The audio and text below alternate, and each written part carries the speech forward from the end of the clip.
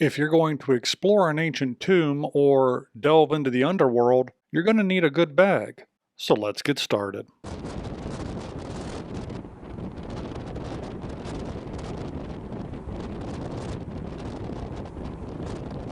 There's nothing much to this design other than a few basic panels. I'll leave a link in the description below where you can get this pattern for free. With all of our panels cut out, we need to do the basic leatherworking things, such as bevel all the edges, finish them, put in our stitch line, and knock in our rivet holes. The basic template for this design requires that you punch a couple holes across the top of this panel and one in the center. After that, you're going to have the basic outline of the bag. Other than that, you can go ahead and kind of build off of this design and truly make it your own. I'll start by punching my 3 holes across the top of this panel. These are all going to be rivet holes that are going to hold this top panel onto the back panel. And then I'm going to put an additional hole right here in the center. And since I don't feel like getting out another punch, this is the way that I do it. I just kind of line up this rotary punch and give it a smack. I've got my other hole right where I want it.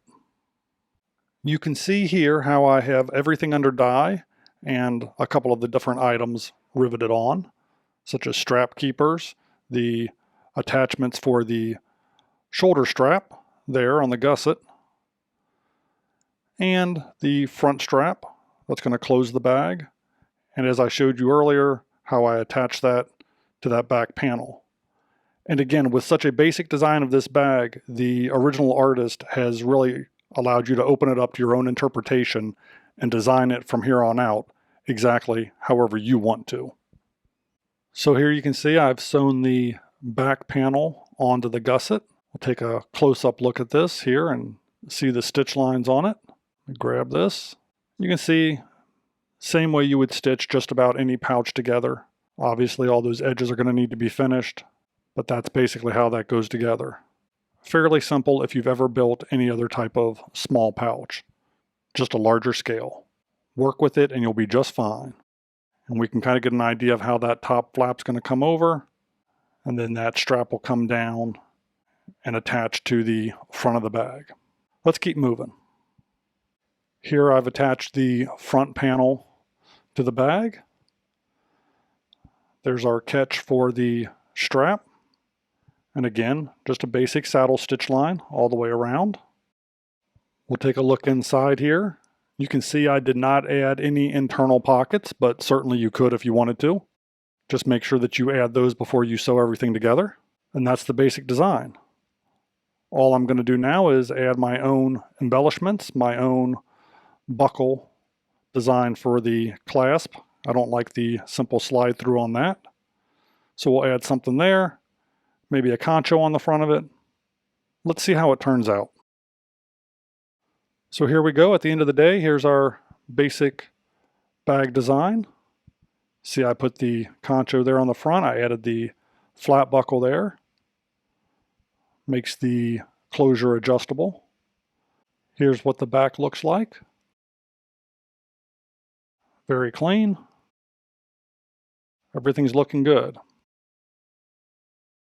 Custom made this strap for it with the shoulder pad. Very basic design. And you can see how I use the trigger clips to hold that shoulder strap on. And that's about all there is to it. Show you how this opens up. Quick and easy. Take another look inside. And there you go.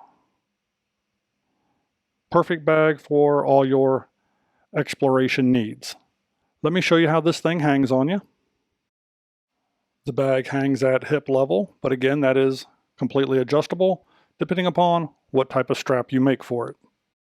Overall, I think this basic design turned out fantastic. Big thanks to the original artist who created it. Again, link in the description below. How about you hit me with that like if you like the way that I built it, and maybe, just maybe, I'll see you on the next video. If you enjoy videos about the randomness of our amazing world, consider clicking on the globe to subscribe, or maybe checking out one of the other videos right here.